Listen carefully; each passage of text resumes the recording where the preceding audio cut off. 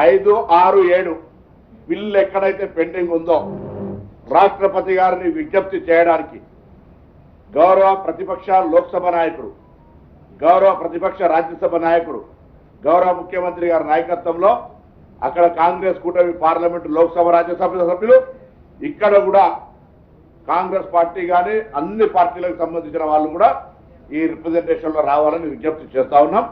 5 నాడు, 6 నాడు, 7 నాడు, మంగళ, బుధ, బేస్తా, సోమవారం నాడు ముందు ప్రిపరేషన్ గా మేము వెళ్ళి అక్కడ ఈ ప్రాసెస్ అంతా వర్కౌట్ చేస్తాం.